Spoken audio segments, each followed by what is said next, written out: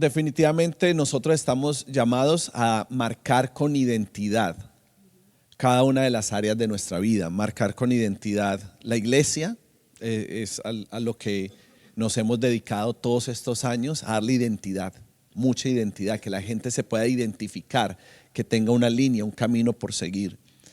Tenemos que darle identidad al matrimonio. Yo estoy convencido que por gracia de Dios yo estoy con esta princesa eterna, pero después de la gracia de Dios para poder estar con ella y del regalo, definitivamente desde que yo conocí a Eri me encargué de darle identidad a la relación. Y para darle identidad a una relación o un matrimonio se necesita tiempo. Tiempo. Es la suma de muchísimas cosas. Muchas cosas. Sí, yo estoy convencido que yo no desarrollé los 9 dones en Eri, yo desarrollé 18. y es que conmigo todo ha sido al doble, ¿no? Pero nosotros somos los encargados de dar identidad. Todo, desde la etapa de noviazgo, se marca con identidad. Y la identidad, por ejemplo, en el noviazgo no se marca por decir cuántos hijos vamos a tener, cuántas casas vamos a tener y dónde nos vamos a jubilar. No, eso en el noviazgo hace mucho daño. No es para eso el noviazgo. La identidad en el noviazgo no la marca eso. Tiene que ser Cristo el que va marcando el ADN de las relaciones. Muchas veces, hablándole a los precasados, echamos a perder lo que Dios quiere hacer por nuestro afán y por hacer las cosas a nuestra manera. En la temporada de ser precasados es cuando más cuidado tenemos que tener. Más cuidado tenemos que tener, porque una relación puede demorar la llegada de la bendición. Y necesitamos estar muy seguros de lo que el Señor nos está diciendo, lo que nos ha marcado. Nosotros el año pasado hicimos varios talleres solamente para los precasados y soltamos herramientas tremendas que consideramos que no las tenemos que eternizar. No tenemos que volver a decir las mismas cosas, pero le vendría muy bien a algunos volver a escuchar esos talleres, porque ahí soltamos códigos de relaciones que muchas veces vemos que no los están practicando. Decimos, los niños no pueden estar hablando con niñas. Los niños y las niñas tienen que hablar en ambientes donde estén todos. Un niño no se puede montar en un carro con una niña solo.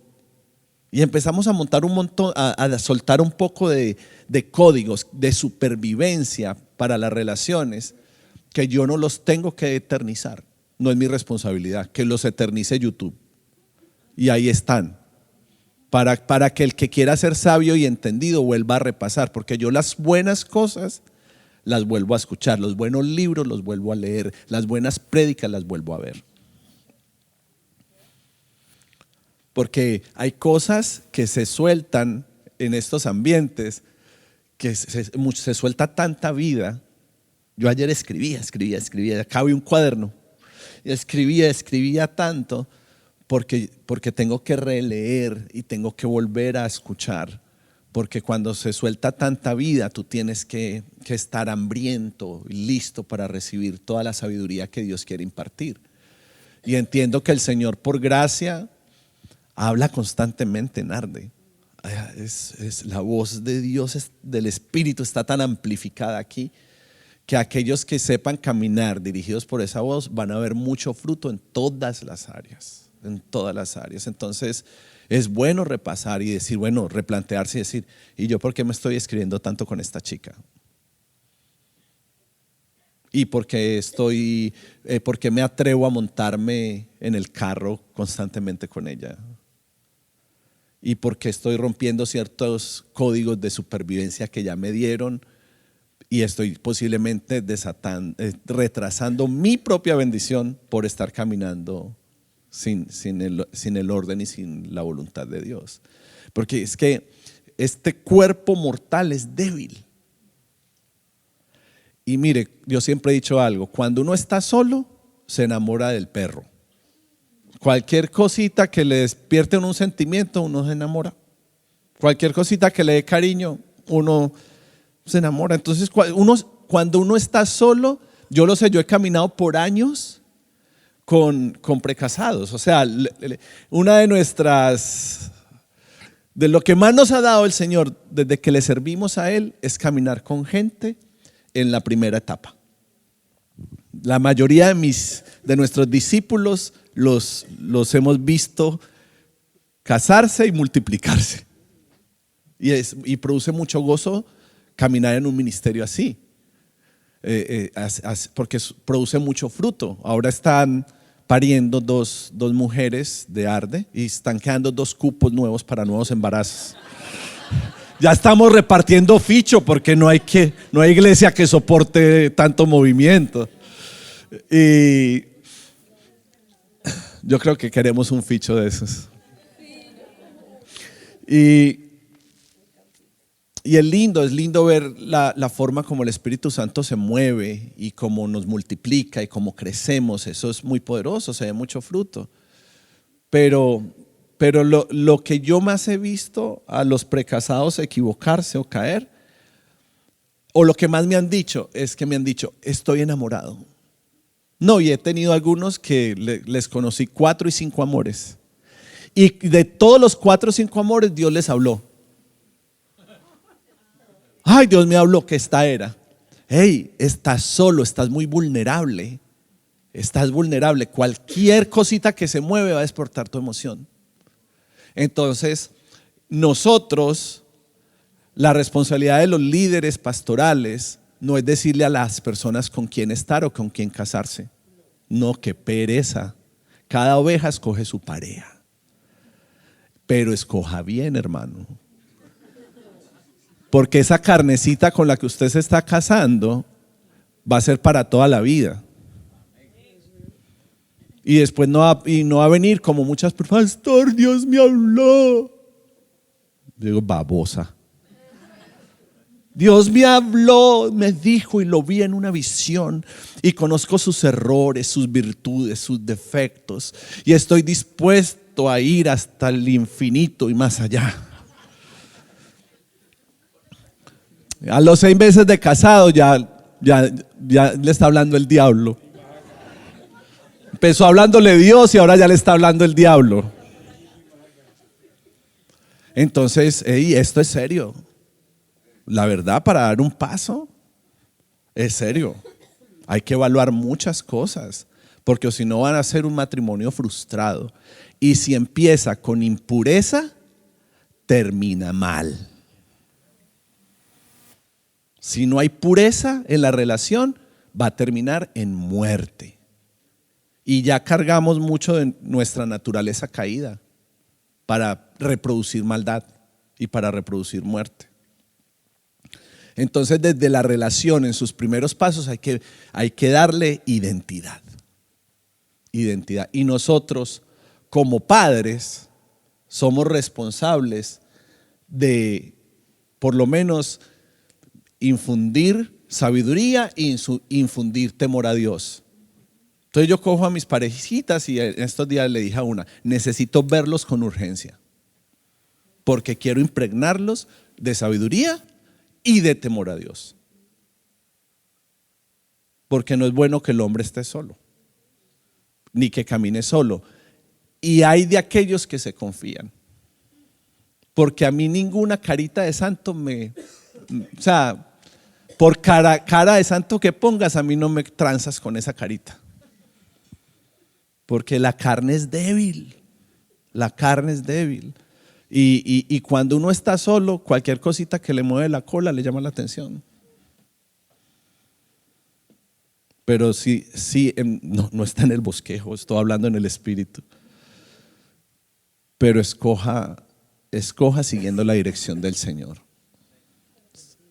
Si lo hace así, va a ser bueno, va a terminar bien, va a haber fruto, va a ser pleno, va a vivir en felicidad. Hay cosas que como iglesia el Señor nos llamó a reformar. Hay cosas en el hogar que el Señor nos llamó a reformar. De hecho, nosotros portamos, cargamos, quizás no sea honroso decirlo así, pero diciéndolo escuetamente, portamos un espíritu de reforma. Pero no todo en la iglesia o en el hogar es para reformar. Algunas cosas hay que demolerlas. Hay cosas que son para demoler. Y por eso muchas veces nosotros no vemos el fruto correcto en las relaciones, porque estamos intentando reformar algo cuando no se puede reformar. Hay que demolerlo, destruirlo, arrancarlo, derribarlo para empezar bien. Para construir lo correcto, para construir lo bondadoso, lo puro, lo santo, lo sin mancha. Es tremendo porque algunos hijos en la temporada de Nazaret, la casa intermedia que Eri acaba de predicar, te piden exhortación. Y ellos mismos cuando van avanzando en su vida espiritual te dicen: pastor, ¿me puedes decir en qué me he equivocado? ¿En qué me equivoco? ¿Qué has visto que tengo que mejorar? Ey, esa pregunta es para valientes. No todo mundo se ha atrevido. Mire, yo cuento en mi mano la gente que me ha dicho: dime mis errores, dime en qué puedo mejorar. Las cuento en mi mano, en 10 años. Porque no todo mundo quiere que le digan las cosas malas. ¿Sabes por qué? Porque en el fondo la gente sabe lo que está haciendo mal. Y algunas veces las cosas son tan fuertes que, como lo explicó Eri, nos hemos tenido que lanzar a sabiendas que podemos perder relaciones. ¿Por qué? Porque es que yo le voy a dar cuentas al Señor por la gente. Entonces yo prefiero quedar bien con Dios que con la gente. Prefiero eso. Y no es fácil digerir cosas así. ¿Sabe qué es importante hablando en términos de hogares? Es importante entender y saber que nos podemos equivocar. Se vale equivocarnos, se vale fallar en el matrimonio, se vale fallar en las relaciones, se vale fallar en la relación padre-hijo, hijo-padre, se vale. Somos seres humanos, podemos equivocarnos, pero no nos podemos quedar en el error o en la falla. La equivocación es para enseñarnos el perdón. Y ese es el estilo de vida que nosotros hemos decidido seguir. Si hay equivocación es porque va a generar perdón en nosotros. Y si Dios quiere generar perdón en nosotros es porque Él quiere que crezcamos en su naturaleza divina. Que podamos perdonar. Yo ofendo a mi esposa, yo ofendo a mis hijos, yo puedo ofender ovejitas, puedo ofender porque es que yo no sé si han notado, no cargo alas. Se ve un poco la aureola, pero no sé, las alas no se ven todavía. Yo todos los días me miro en el espejo a ver cómo van y nada. Pero se vale equivocarnos. Se vale equivocarnos, pero cada vez que nos equivoquemos es porque Él quiere desarrollar en nosotros el perdón. Y qué bueno poder vivir sin temor a equivocarnos. Qué bueno que yo pueda ser libre de caminar entre ustedes sin tener que aparentar una supremacía espiritual, entendiendo que el pastor puede llegar a la iglesia con el moño virado, con ganas de no saludar, con ganas de meterse con Dios, y que la gente deje de exigirnos como pastores, que la esposa deje de exigirle como esposa, que el esposo deje de exigirle como esposo, que los hijos dejen de exigir a los padres y los padres dejen de exigir a los hijos. Y entendamos que caminamos por la gracia de Dios y que nos podemos equivocar, y que cada vez que nos equivoquemos es para desarrollar en nosotros algo divino que se llama perdón. Y Él quiere desarrollar en nosotros eso, el perdón. Entre hermanos hay tantas equivocaciones El problema no es cuando nos equivocamos y nos salimos de proporciones y empezamos a hacer cosas que Dios no nos ha llamado a hacer. El problema será cuando nos mantenemos en una posición de orgullo y no nos atrevemos a pedir perdón por las veces en las que podamos fallar.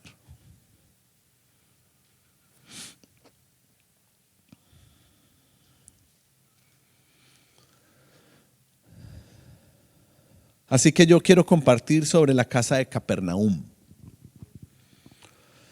Hay un pasaje que desde hace años ha impactado tanto mi corazón. Recuerdo que el Señor me lo entregó en uno de esos selá que yo hago, que cuando me aparto yo para yo mismo recibir y Dios me da una palabra. Y no solamente me puede dar una palabra personal, algunas veces me ha dado palabras para la iglesia o palabras para personas. En mi último selá el Señor me dio una palabra para una generación y me empezó a hablar de una década y me empezó a hablar de una nueva generación con la que Él quiere trabajar. Pero recuerdo que esto fue en uno de mis selá personales antes de yo empezar a generar un selá a nivel congregacional. Y fue en Isaías 41 al 2a, solamente la primera parte. En Isaías 40 la palabra de Dios dice: consuelen a mi pueblo, dice su Dios. Dice en el versículo 2: hablen con cariño a Jerusalén. Eso es todo, lo puedes quitar. No lo quiero ver todo, solo verá el pedacito. Y es tremendo porque el Padre está deseoso que podamos desatar consuelo sobre la iglesia, desatar consuelo sobre el hogar, desatar consuelo sobre las familias. Nosotros tenemos que aprender a hablar con cariño en el hogar,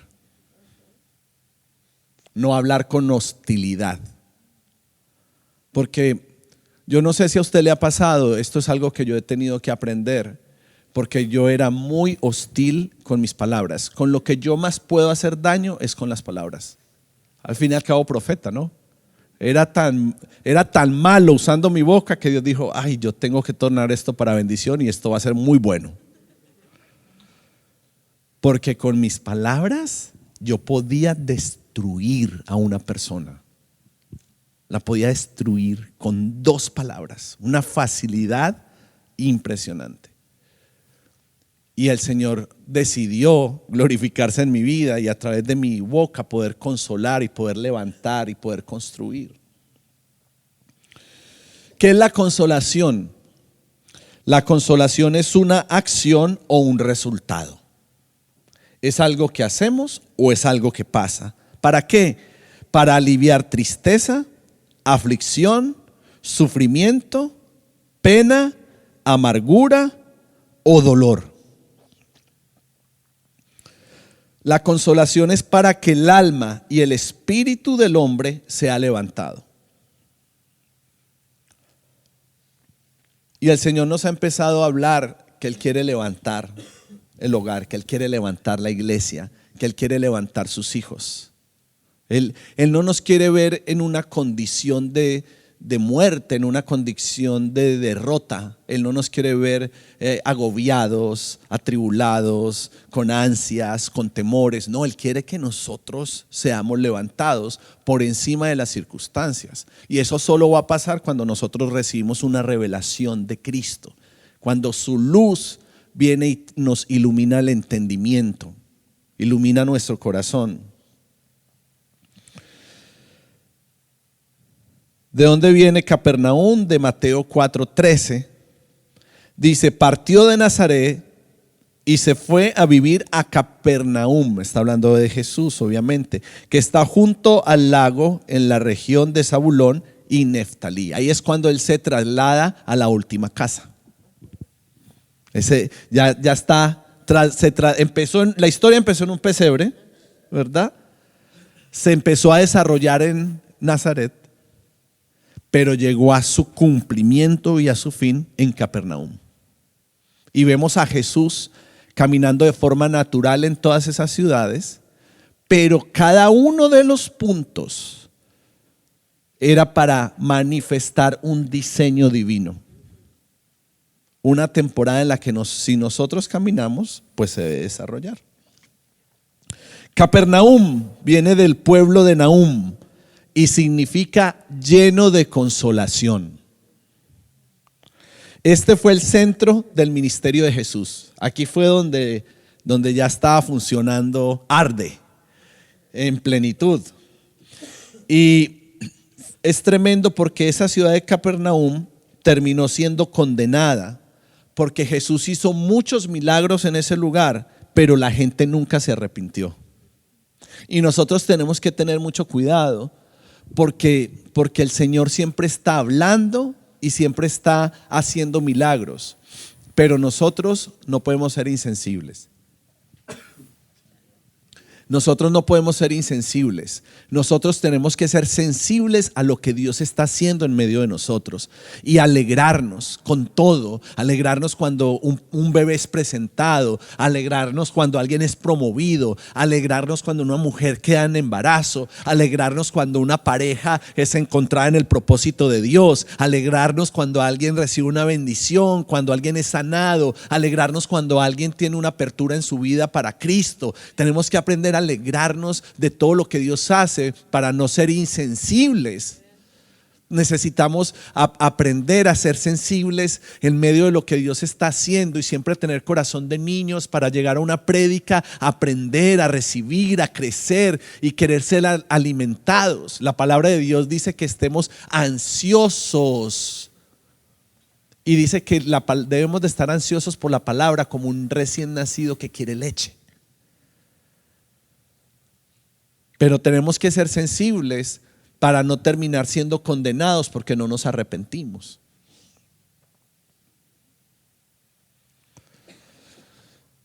Y hay 3 cosas específicamente, 4, que quiero decirles en cuanto a Capernaum, muy importantes. La primera que quiero hablar es sobre paternidad. Hablaba con el pastor Germán que estábamos desayunando hoy y me decía cuántas cosas correctas hay que enseñar sobre paternidad, porque la paternidad no se ha desarrollado en la iglesia como una función, sino como una herramienta para poder tener control. Y tristemente la paternidad no ha sido sana, no se ha vivido sanamente. Pero algo aquí importante: que alguien haya distorsionado el diseño no significa que el diseño no es válido. Porque paternidad es completamente bíblico. Entonces por ahí se encuentra uno con personas o con gente que les da hasta miedo llamarte pastor, porque ay no, Pastor Jesús. Y no le sale otra palabra al relacionarse con uno. Y uno no necesita que le llamen por el título, porque a mí el título no me hace ni más ni menos, pero hay gente que tiene que aprender a reconocer la unción del otro. Necesita reconocer qué es lo que el otro porta, porque lo que tú reconozcas se imparte sobre tu vida. Y paternidad es ejercer una función. Y entiendo yo que Arde es una iglesia de padres. Yo no soy el único padre en Arde. Yo soy el líder de paternidad, el líder pastoral, quien derrama paternidad en sus propios pastores. Pero yo puedo ver aquí algunos que ni siquiera han sido ungidos como pastores que derraman paternidad en la iglesia. Pues es que la paternidad no es un título. La paternidad es algo que se desata a través de nosotros cuando estamos llenos de Él. Y esa paternidad la pueden derramar hombres y mujeres porque es una función. Por eso una mujer que cría a sus hijos en casa sola no quiere decir que entonces ya no tiene esperanza. Pobre mujer, pobres niños. No, porque es que si tú portas el Espíritu, tú vas a ejercer paternidad en esos niños. Lo vas a ejercer. Y es tremendo porque la paternidad es un proceso que va a preparar a los hijos para manifestarse. el Señor me empezó a hablar y me empezó a mostrar rostros de personas, de jóvenes. Y yo empecé a ver esos rostros y el Señor me dijo, yo quiero que inviertas una década en ellos.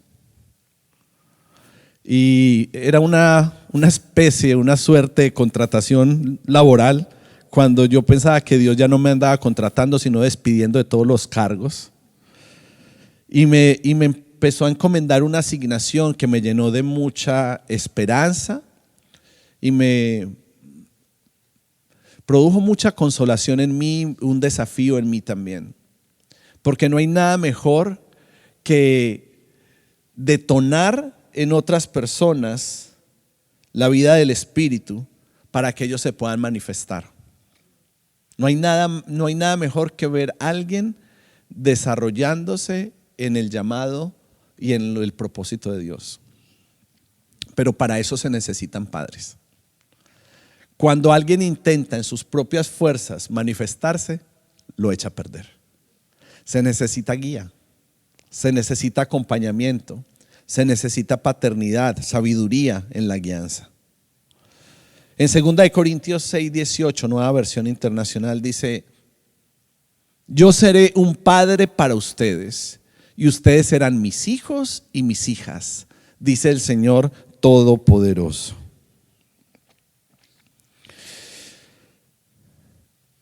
Nadie debe manifestarse antes de tiempo. ¿Sabe? En estos años yo me he topado con personas que me dicen: pastor, mire, mi hija canta tan lindo. Mi hija canta lindo, mi hija debería cantar porque canta, tiene mucha unción. Y yo he visto que ese ejercicio es desastroso. Yo respeto cada cual cómo levanta a sus hijos y cómo el Señor los dirige, pero yo, esto es suyo, pastor. Yo de forma personal tengo miedo a los niños predicadores. Me da miedo. Me da miedo esos niños que se vuelven virales, que predican en púlpitos, que tienen plataforma, que ministran. A mí me producen miedo, a mí me produce cierto temor. Yo quiero que el niño sea niño. ¿Cómo tú vas a sacar a alguien de Belén y lo vas a poner en Capernaum? Los niños tienen que ser niños. Yo quiero que mis hijos naturales y mis hijos espirituales se desarrollen en cada etapa como tiene que ser.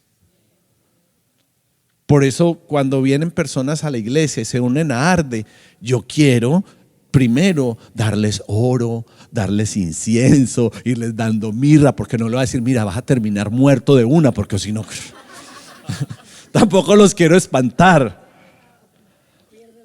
Y con algunos de ustedes saben que por años he dado ese amor. Antes de yo venir con una palabra de confrontación, por años. Y cuando va por el 6.º año, digo: no, este no está listo todavía, vamos a darle un año más de amor. Pero llega el momento donde ven a el hombre de Dios ejerciendo paternidad y hablando unas cuantas verdades que penetran en el corazón, que te mueven el piso y que tú te quedas al final diciendo: no sé si odiarlo o amarlo, pero aquí pasó algo fuerte hoy. Y claro, yo tengo temor a Dios para moverme así, no soy espontáneo a la hora de hacer cosas o de decir cosas. Tengo mucha reverencia al Señor porque entiendo que ustedes son sus hijos.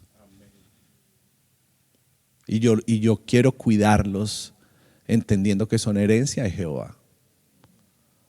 Y es una responsabilidad muy grande. Los pastores no solo damos cuentas por las ofrendas de la iglesia, sino también por la gente. Mucho más. Y al fin de la historia, yo no quiero terminar haciendo que mi carne saque a gente de los propósitos.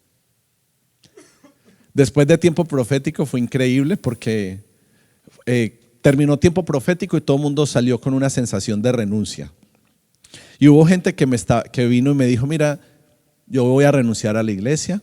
Un día tuve 3 citas. Uno para renunciar al matrimonio, otro para renunciar a la iglesia y otro para renunciar al trabajo. Eso produjo tiempo profético. Renuncia. Pero me refiero específicamente al que quería irse de la iglesia. Y vino y me dijo, como hace años vino alguno de mis hijos a decir que renunciaba a mí, que se iba de mi vida.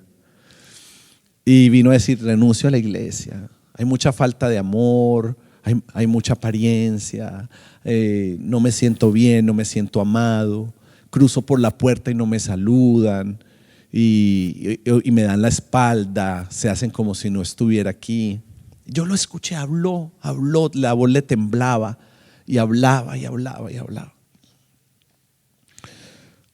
Hace años yo digo, mira, yo con gente así no quiero, porque yo lo que a mí Dios me dijo es que Arde era una iglesia de discípulos,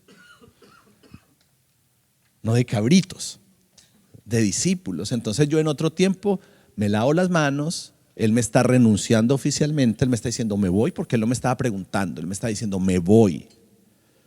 Y yo hace años me lavo las manos, le digo no, gracias por tu sinceridad, gracias, permíteme orar por ti para enviarte en bendición, y lo hubiera manejado protocolariamente. Pero en este tiempo no soy capaz, porque la palabra retumba en mí, consuela a mi pueblo, porque esta persona no era más que alguien que está desorientado, porque la vida le ha dado tan duro, porque la vida le tiene tan agobiado, que no va a encajar ni en Arde ni en ninguna parte, y van a terminar lejos del redil, lejos de la iglesia y lejos del propósito de Dios. Entonces no sé si son los años, pero estoy más sensible. Y lo consolé, le hablé en amor, le dirigí, le di oro. Y lo empecé a marcar y estaba muy pendiente, diciéndole, mira, aquí encajas. Porque yo considero que Arde como iglesia está en Capernaum. Es lo que yo considero. Estamos en una etapa de desarrollo increíble. Y sabiendo que él está en Belén, le dije, mira, en esta área de Capernaum tú pudieras crecer, porque esa es mi función como papá. O sea, yo no puedo pretender que Samuelito nos prepare el almuerzo y yo le diga a las 2 de la tarde llego a almorzar y espero un suculento almuerzo, papi. Es lo máximo que pudiera hacer es Uber Eats, y si acaso. No sé si sabría escoger. Y nosotros tenemos que ser más sensibles en casa. Los hijos con los padres con los hijos, la esposa con el esposo con la esposa, los discípulos con sus pastores, los pastores con sus discípulos, y poder crecer en amor, como dice la palabra. No deje que nadie le renuncie. Algo que aprendí con esta mujer que es tan sabia es que yo no tenía que despedir a nadie, la gente se saca solita. Porque ya si alguien insiste en su terquedad, ¿tú qué puedes hacer? O sea, yo no puedo amarrar a la gente a la butaca y decir, no, quédate aquí, te vas a perder, vas a caer. No, hay gente que no va a encajar y no va a encajar. Mi deber y mi labor es marcar las familias con identidad, y yo hago mi parte, porque hay cosas que solamente el Espíritu Santo puede terminar de sellar. Y hay gente que yo he echado de la iglesia, yo los eché, imagínate qué corazón tan duro. Y me dijo, pues no me voy.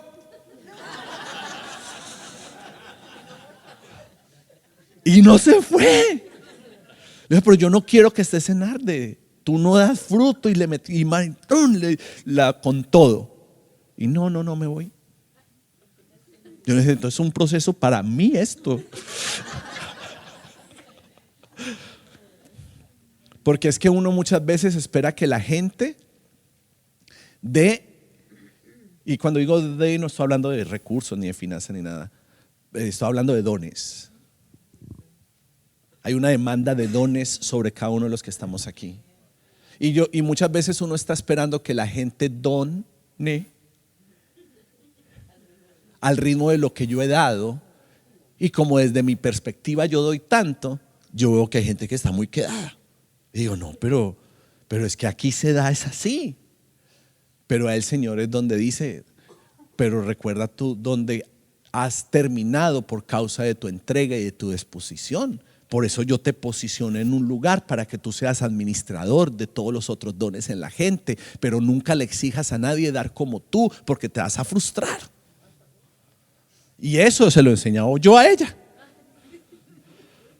porque ella viene con su crisis cada tanto y es donde yo le digo, no, es que como tú das no puedes medir, no puedes esperar que los otros den, porque hay gente que aunque estemos en Capernaum todavía sigue pensando que está en Belén. Y va a llegar un momento donde va a reaccionar y dice, no. Y yo creo que por ahí algunos han reaccionado y han dicho, ok.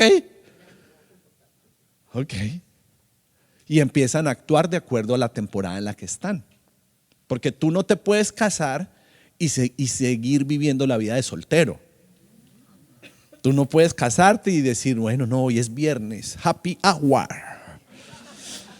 Mi amor, hoy es happy hour en la oficina, yes. Y entonces salir a hacer lo que quieres, porque es que ahora tienes un compromiso. Matrimonio es compromiso. Matrimonio es pacto. Matrimonio es muerte. Matrimonio es mucha muerte.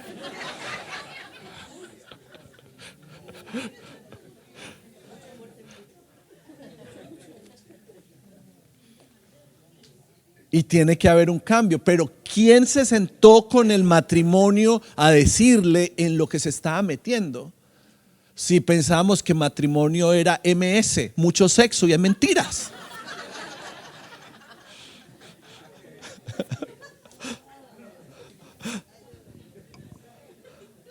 Estamos llegando. Y tenemos que aterrizar el nivel de expectativas a todos los niveles para poder ser felices.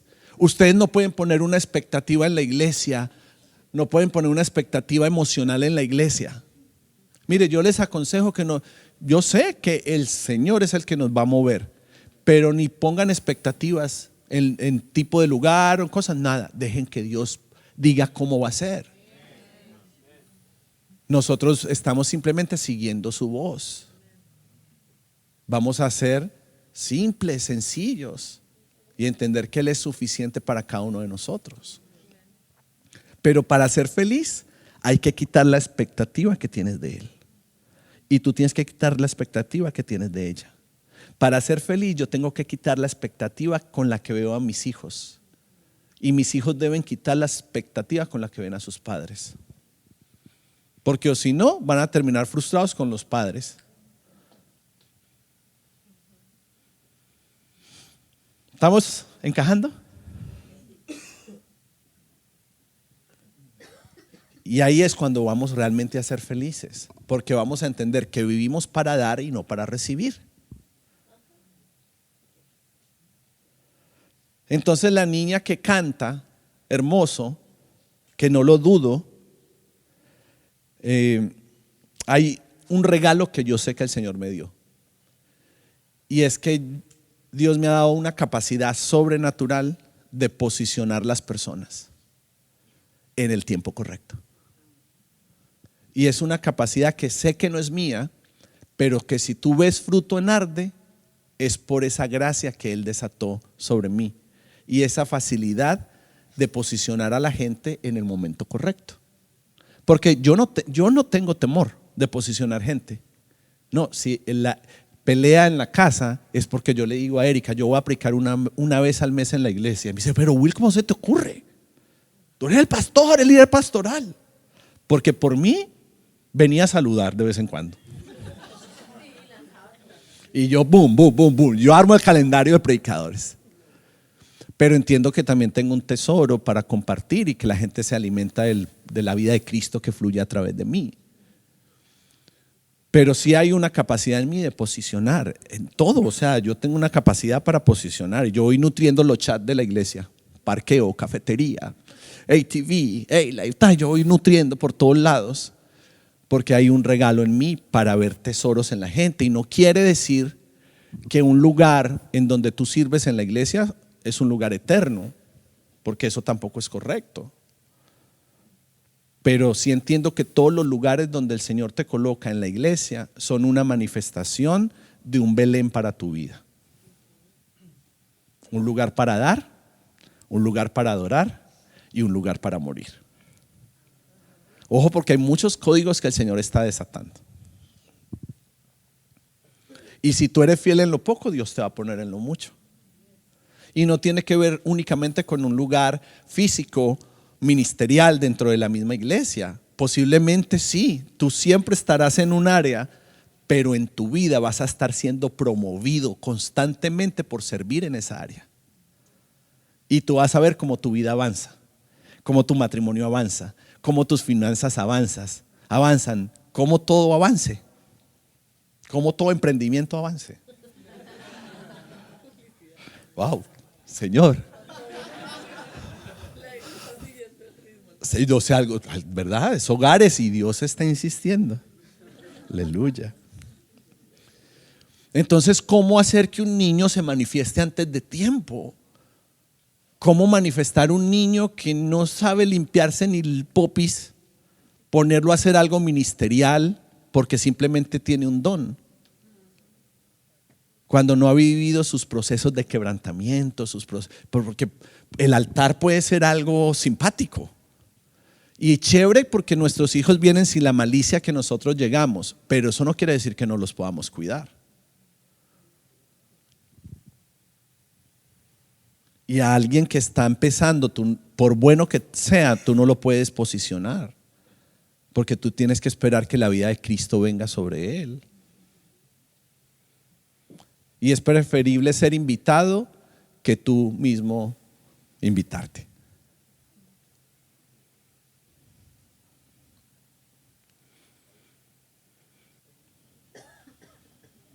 Eso solo en cuanto a paternidad. Porque si hay un tiempo de manifestarnos, sí hay un momento de la manifestación. Pero eso tiene que ver con un proceso que nosotros vivimos. Diga discernimiento. Nosotros tenemos que tener discernimiento, eso es lo segundo. Primero paternidad, segundo discernimiento para los que están llevando sus notas. Cuando tú llegas a casa y ves a tu hijo y le dices, está raro. ¿Qué pasó? Tienes cara de sospecha, como que hubieras cometido un crimen. Y sabe, uno al principio, porque yo por naturaleza soy inocente, soy una persona inocente. Créanme que yo los veo a ustedes y yo no los veo con espíritu de sospecha. Yo espero de todos lo mejor y yo creo en todo lo que ustedes me dicen. O sea, si ustedes me quieren ver cara de bobo, estoy cara de boba, tener cara de bobo. Me la van a ver. ¿Saben por qué? Porque yo aprendí que de Dios nadie se burla, pero de mí sí. Y no tengo problema, yo pongo mi cara de bobito, pero entiendo que sobre mí hay una máxima autoridad que es Dios, y que si tú no haces bien las cosas y siembras para la carne, cosecharás para la carne, y si siembras para el espíritu, cosecharás para el espíritu, porque eso es ley.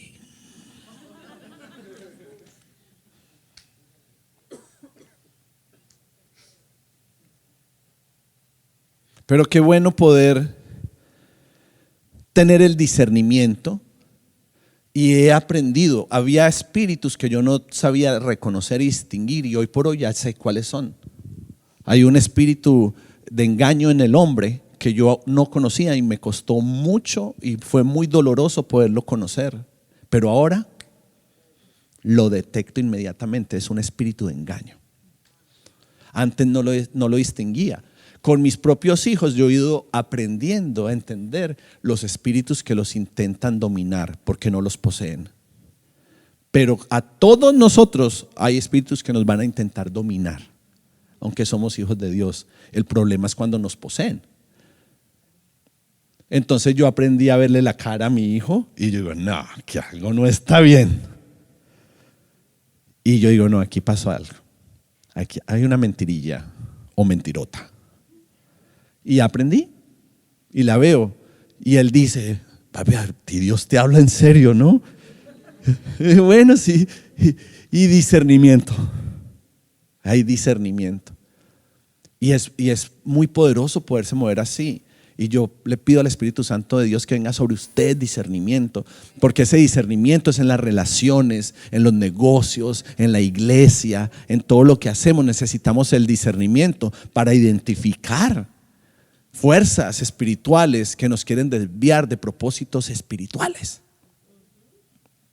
de propósitos divinos. Una buena medida en el matrimonio: haga un termómetro, así se meta en un problema el berraco. Láncese, atrévase. Mire, yo al principio me la pensaba antes de hacerle esta pregunta a mi esposa, pero ahora yo me lanzo cada rato y le digo: ¿cómo estás? Esa es la pregunta. Analizo muy bien la hora en la que la hago. Sí, traté de sembrar bien. Le doy su MacBook Pro. Y entonces al final le digo: ¿cómo estás? Pero es bueno preguntar. Es bueno hacer ese selah, ese stop, cada tanto en diferentes áreas, y hacernos esa pregunta. Hacerle esa pregunta a nuestra pareja, sacar un ratito: ¿cómo estás? ¿Cómo estás? Y sobre todo, pues, si uno ve que que está estresadito, como que, no sé, el tono de voz está altito, hay un movimiento corporal como agitado, si tiene mucha tos, no, mentira. Pero es bueno preguntarle a la gente: ¿cómo estás? No para que nos digan: bien, gracias, y tú, no, o sea, no, ¿cómo has estado? Y en el matrimonio esa pregunta es necesaria. A nuestros hijos es 2 veces necesaria. No piensen que porque son niños no sea necesario decirle. No pienses que porque es bebé no sea importante decirle: ¿cómo estás, mi amor? Y empezar a afirmar esos bebés, esos nenes, con la sabiduría de Dios, con el amor, con la ternura de Dios. Porque nosotros ocupamos un lugar en la vida de las personas. Y es hermoso amar, pero también es hermoso sentirse amado. Y es importante expresarlo. Y es importante que expresemos más lo bueno que lo malo, porque es preferible orar por lo malo y expresar lo bueno. Hay veces la confrontación funciona, y lo vamos a estudiar. Cuando termine Explora a Dios, vamos a estudiar principios. Y va a ser poderoso también, porque ahora estamos en Explora a Dios. Pero es importante que nosotros aprendamos a exaltar el bien en los demás, la ternura en los demás, que venir todo el tiempo a confrontar: hey, te quiero decir algo que me hiciste sentir mal. Y te lo digo en amor, hermano.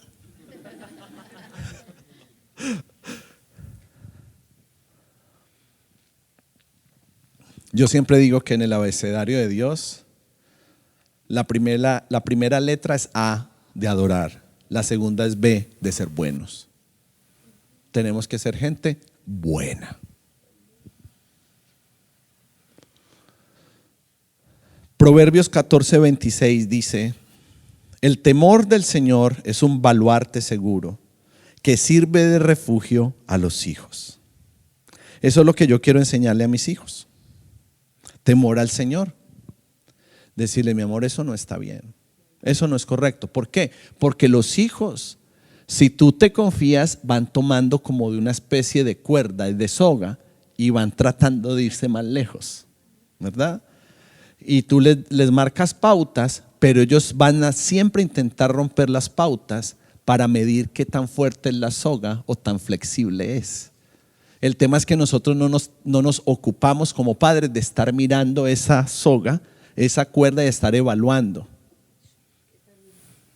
Entonces, porque uno tiene que aprender a ser flexible en la casa.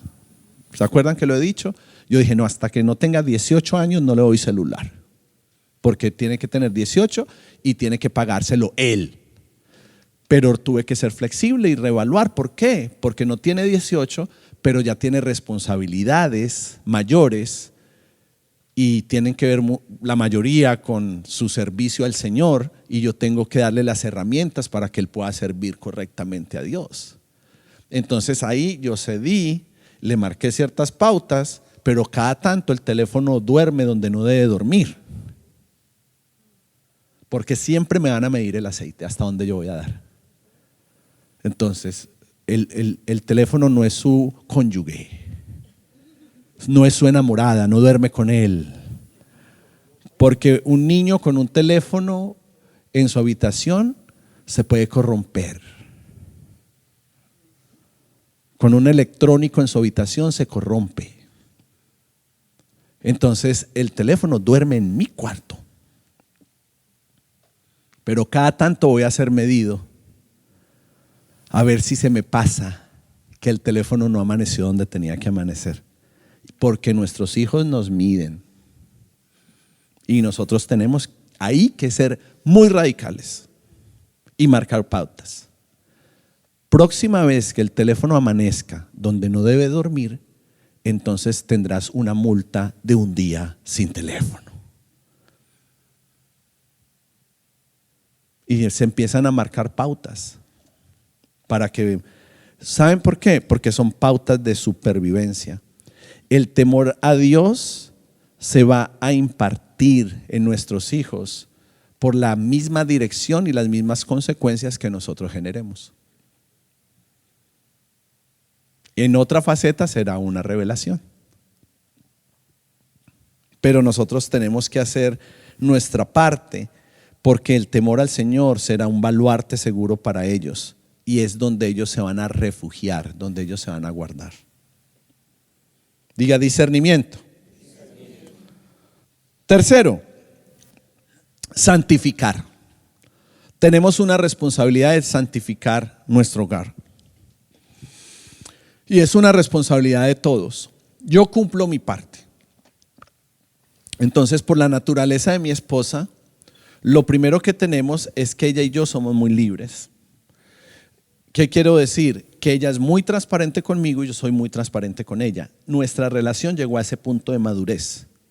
Ella se puede confesar conmigo y yo no la voy a condenar. Yo no le voy a decir, ay, pero tú pecadora, pensando en eso, y viceversa. Yo puedo decirle y ella no me va a condenar, me va a santificar. Por fuerte que sea la confesión que nosotros traigamos dentro del matrimonio, no es para condenar, es para que lo podamos santificar y para que podamos orar. Pero muchas veces tu esposo o tu esposa tienen un ataque, como el ataque de Eri de tos, tienen un ataque y lo que hacen es, no puedo creer que estés con tos y deberías de estar predicando, pero mira qué te pasa. Tienes que ubicarte, o sea, tienes que saber hacer las cosas. No, tú tienes que venir, tomar autoridad espiritual, orar, santificar, declarar y dejar que Dios haga las cosas y que Dios se mueva. Pero en las relaciones muchas veces estamos pulso. A ver quién gana, quién tiene más fuerza, quién hiere más, quién ganó esta batalla. Y el matrimonio no es para eso, es para santificar. Santificar es enseñar a otros a vencer las tinieblas, tres cosas: el engaño y la muerte.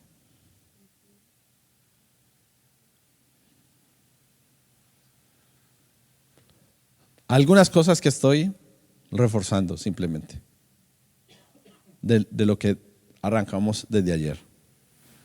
Es enseñarle a nuestros hijos a vencer, es enseñarle a nuestra esposa, a nuestros hermanos, es enseñarle a las otras personas en la iglesia a vencer tinieblas, el engaño y la muerte. Dar a luz una generación ¿de qué? De luz, de verdad y de vida. Tres cosas: lo opuesto a las tinieblas, la luz; lo opuesto al engaño, la verdad; lo opuesto a la muerte, la vida. Ese es el propósito.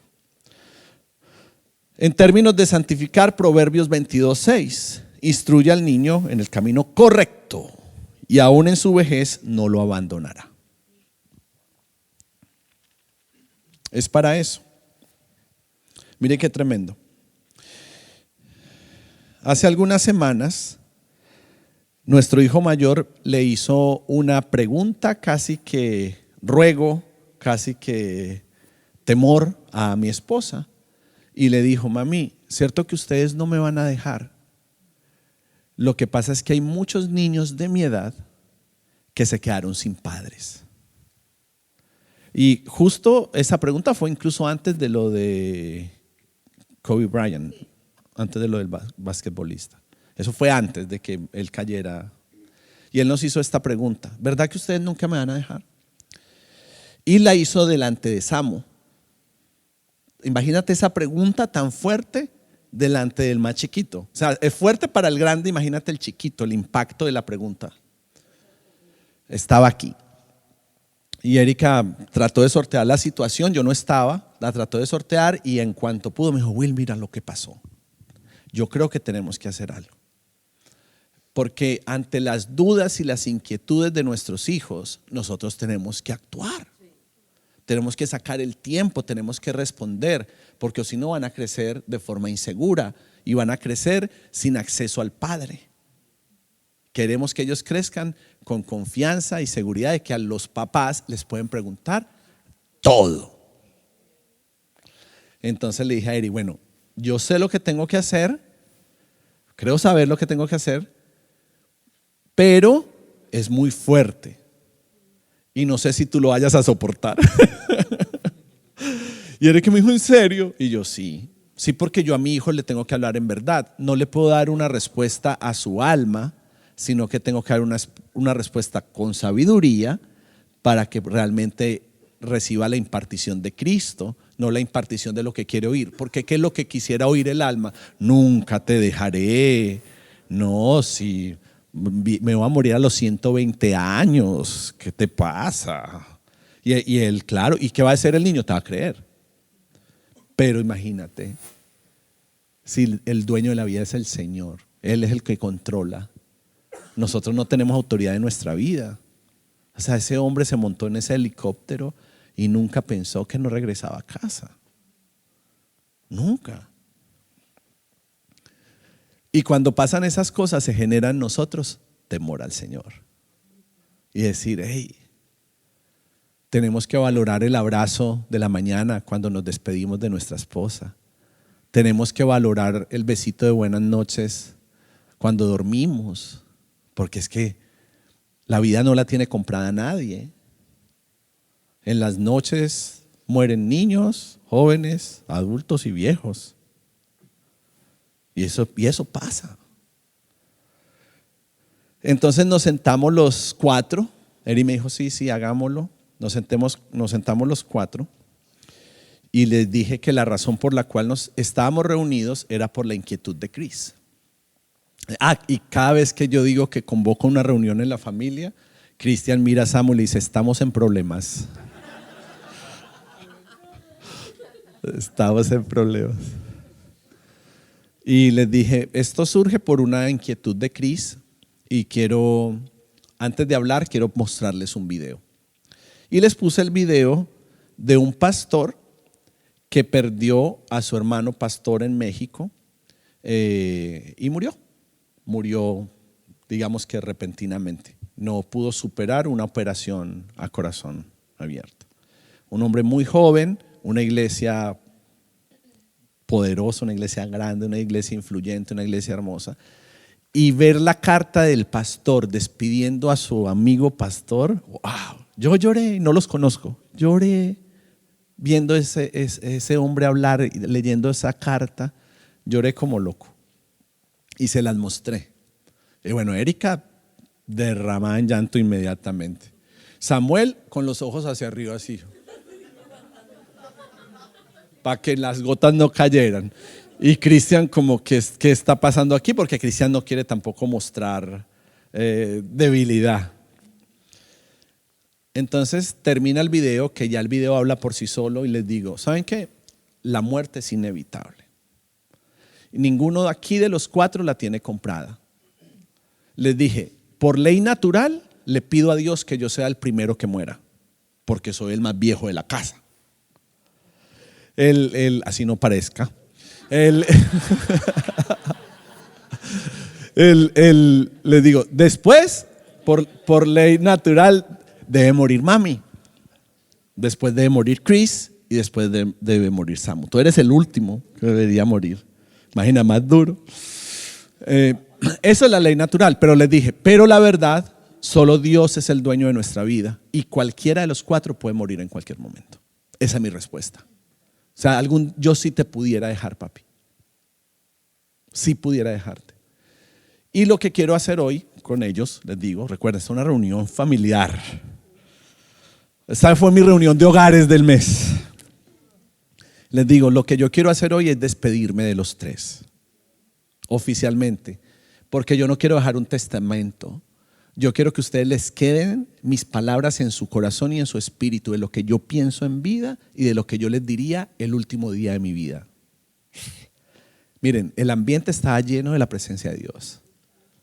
El Espíritu Santo estaba ahí, pero también había temor a Dios en ese lugar. Pero una cosa, una reverencia al Señor impresionante. Y yo empiezo a hablar y ahí ya Samuelito no pudo contener y ahí mismo, ¡fua! Ahí ya no se pudo aguantar más. Entonces yo hice mi speech, violento, buenísimo. Yo dije después, ay, ¿cómo no grabé esto? Esto estaba buenísimo. Y luego por orden debería de hablar Eri. Y Eri habló bellísimo también en el espíritu. Una despedida súper digna, honrosa, que quedó en mi corazón. Luego Chris, era el turno de Chris de hablar. Y claro, Chris es un hombre lleno de fe. Si yo no lo perfilo bien, él va a ser un motivacional de estos que hay hoy en día, porque él todo está bien, todo va a estar bien. Entonces yo lo tengo que formar para que le meta un poquito de sandunga a su predicación.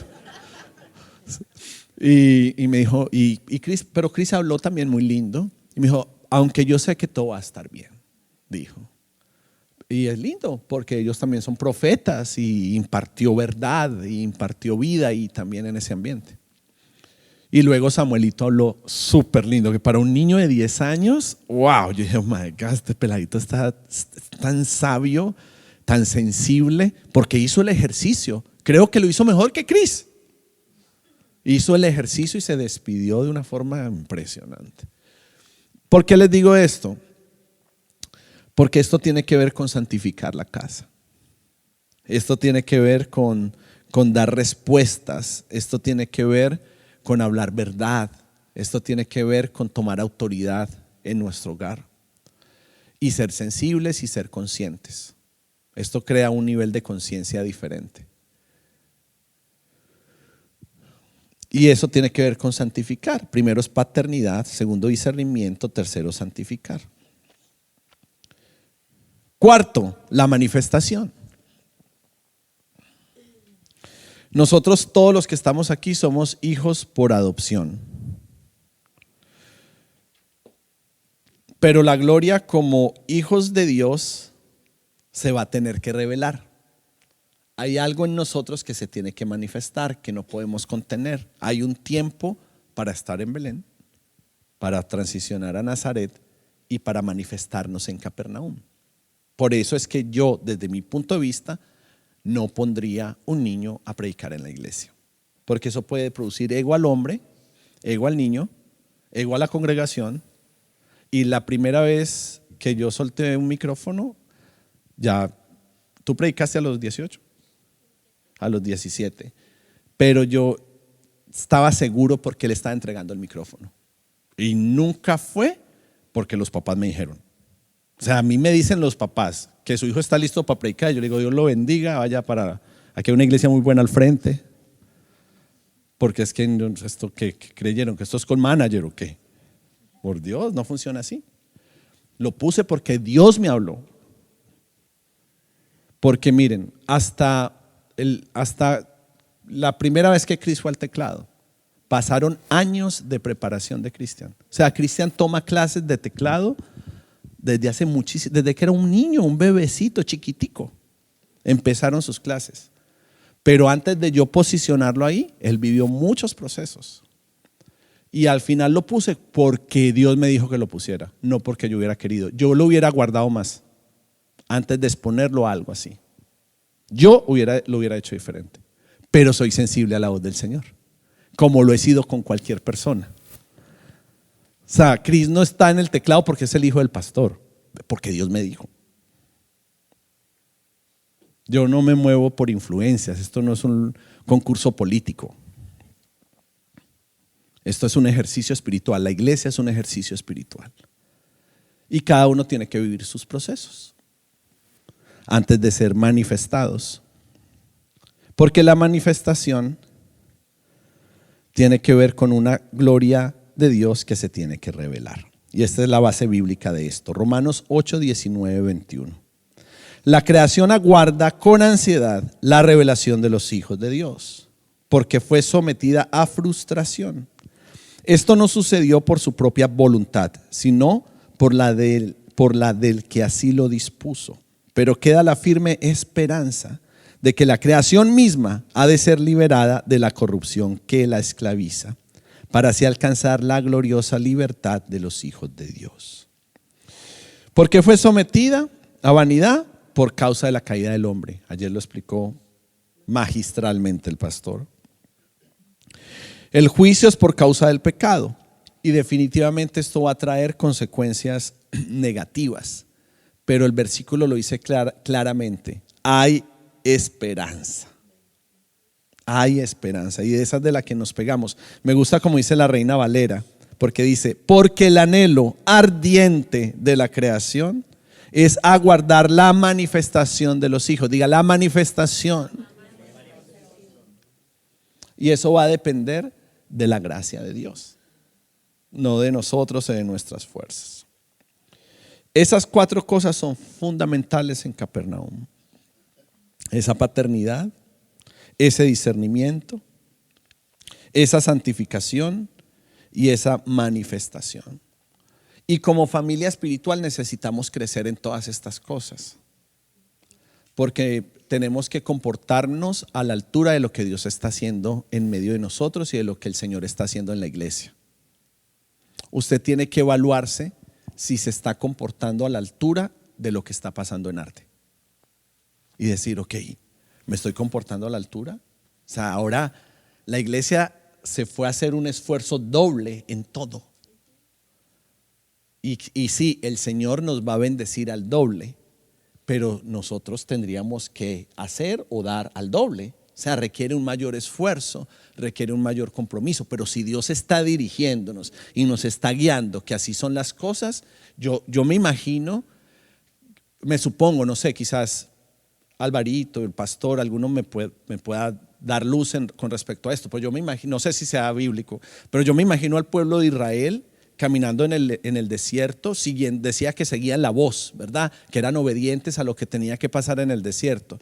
Yo me imagino que hasta a la hora de caminar, ellos seguían un ritmo y algunas veces tenían que acelerar, porque tenían que llegar a algún lugar. No sé si habrá alguna base bíblica para esto, pero yo me imagino que andaban más despacio o andaban más rápido, pero que hasta en el ritmo de la caminata en el desierto, ellos tenían que seguir la voz de Dios.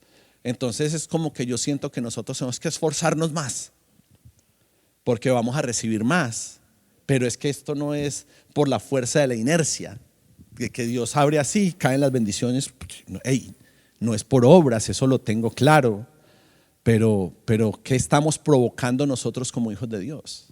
¿Qué vamos a provocar en el cielo? ¿Qué vamos a hacer para que el cielo sea sacudido y para que nosotros podamos recibir ese propósito y esa visión que Dios nos está dando?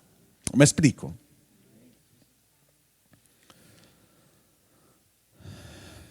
Y todo esto que les estoy diciendo, yo se los digo por la gracia que el Señor me ha dado, por lo que yo he aprendido, por lo que yo he recibido. Les puedo decir, concluyendo, que ninguno de nosotros debe tener un concepto de sí mismo más alto del que debería de tenerlo. Eso es clave en términos de supervivencia en la iglesia. Cada uno de nosotros tiene que aprender en la iglesia y en el hogar a vivir con moderación. Moderación es la palabra clave, sobriedad es la palabra clave, porque hoy en día y hablo en términos generales de la iglesia ha caído en mucha vanidad. El púlpito está revestido de mucha vanidad. Y ojo, no tiene que ver con la ropa que te pones, tiene que ver con el corazón con el que impartes. Y necesitamos mantener un corazón manso, humilde, guiable, obviamente según la medida de fe que cada uno de nosotros ha recibido. ¿Sabía usted que tiene una medida de fe? Y mientras se imparte sabiduría de Dios, esa medida de fe crece. Mientras predicamos la palabra de Dios, la verdad, la luz, la medida de fe se hace más grande en cada uno de ustedes. Estoy parafraseando quizás el libro de Romanos, porque nosotros somos un solo cuerpo y cada uno de los que estamos aquí representamos muchos miembros. Y por alguna razón sencilla, el Señor utilizó el cuerpo humano como referencia de lo que es la iglesia. Porque Él quiere que lo entendamos sencillamente. Entonces, si Él quiere que nosotros interpretemos sencillamente el cuerpo del cual hacemos parte, piense en Cristo y piense en la iglesia. Y usted encaja de aquí para abajo. No puedes estar por encima porque no eres cabeza, eres parte del cuerpo. Y cada uno miembro los unos de los otros. Y Él ha constituido, según su gracia, diferentes funciones dentro de ese cuerpo. Pero todos tenemos algo para dar. Todos tenemos diferentes dones por la gracia que se nos ha dado. Pero todos aportamos a su cuerpo. Porque somos la familia de Dios. Cuando alguien nuevo llegue, esto es tan importante, a los líderes se los digo, o a los que están posicionados en un lugar de administración especial, porque hay lugares donde el Señor te posiciona para que administres bien, no para que administres desde un lugar inmaduro en tu corazón. Pero el que tú estés posicionado como líder o administrador en algún área de la iglesia no significa que tú eres más que nadie o que expreses cierto nivel de supremacía sobre los otros. No, las promociones en el reino, lo aprendí de un pastor y nunca se me va a olvidar, son para abajo. La promoción del Señor es para abajo. Y esas palabras retumban en mi espíritu todo el tiempo. Es para abajo, para abajo, para abajo. Porque entre más el Señor confía en nosotros, más tenemos que descender.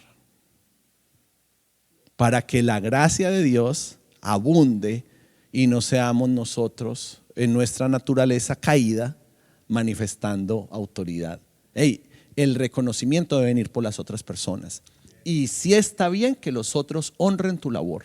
Eso no está mal. Yo lo he dicho muchas veces. No está mal que al final alguien te diga: ay, pastor, recibí tanto, aprendí tanto. Gloria a Dios por tu vida. No, yo no tengo que voltearme. Señor, la gloria es para ti. Y porque eso es religiosidad.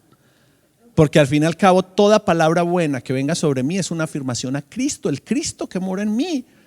Y yo debería ser maduro para entender eso. Voy a honrar el nombre de Jesucristo. Y entonces así quitamos también: hey, pastor, tú predicas 5 estrellas, te honro, sabiduría de Dios, una posición apostólica de la palabra. Gloria a Dios por tu vida. Nos hiciste resumen de la noche VIP, tiempo profético, ayuno y primicias. Nos introdujiste en Explora a Dios y ya lanzaste un poquito de la Universidad de Dios también. Todo en una sesión.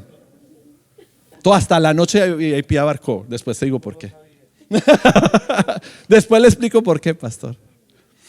Entonces es poderoso y tenemos que aprender a reconocer en la casa que arde sea una casa de honra. Ay, qué lindo adoraste, qué lindo. Hey, siempre te veo con una actitud de servicio tan linda para el Señor. Te veo en el parqueadero con la escoba, te veo cantando, te veo que no hay limitaciones para ti, solo quieres servir a Dios.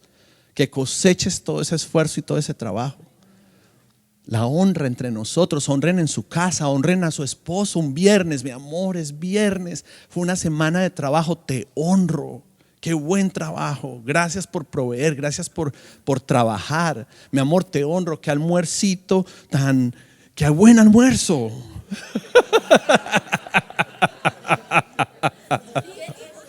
Sí, ella tiene su especialidad, No, ella hace una carnita deliciosa. Y tenemos que aprender a honrarnos los unos a los otros. La honra desata la gracia de Dios.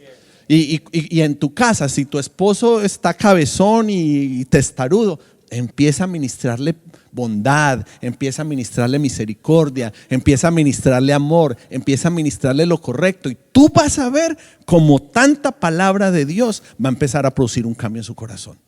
O su corazón cambia o Dios se lo saca de encima.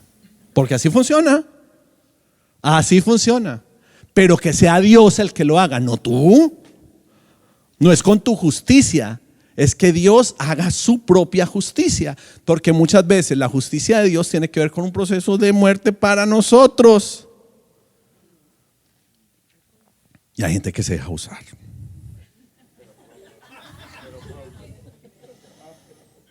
Entonces esta medida de fe que yo hablo no se refiere a la fe que salva, sino a la fe que se requiere para ejercer el don que Dios ha dado a cada creyente para la edificación de la iglesia. Diga, yo estoy lleno de dones. Diga, multiplica mis dones, Señor. Diga, soy parte de la iglesia. Diga, hago parte de su purificación, de su liberación, de su santificación. Esos son ustedes, Arde. Ustedes son un pueblo escogido, elegido, nutrido para amar a otros, para bendecir a otros, para que el domingo, mañana, empecemos a ejercitar todo lo que aprendimos y veamos a alguien nuevo y podamos abrazarlo, podamos consolidarlo. ¿Sabe? Consolidar no tiene que ver con pararse aquí lo que vamos a hacer, porque lo vamos a hacer por orden, pero no tiene que ver, ¿quiénes están nuevos? Por favor, los de Reforma pasen para que los evangelicen. No tiene que ver con eso. Esos son herramientas útiles, pero ¿sabes tú que cada uno de ustedes está listo para consolidar a alguien en la iglesia? Ya hay gente que está llegando, que está consolidando a otros. Ya recién llegaron, recién tomaron el curso de evangelismo. Ni siquiera yo estoy así 100% con el curso de evangelismo, que wow, es lo que más me gusta. Pero funciona, es algo que ha funcionado toda la vida. Lo están practicando, lo están haciendo y están consolidando a otros. Y están invitando a otros. Y no es por crecer estructuralmente como iglesia, no. Es que somos un cuerpo en movimiento, que tenemos que crecer, que tenemos que continuar, que tenemos que ser alimentados y alimentar a otros para su propósito. Amén. Colóquese de pie.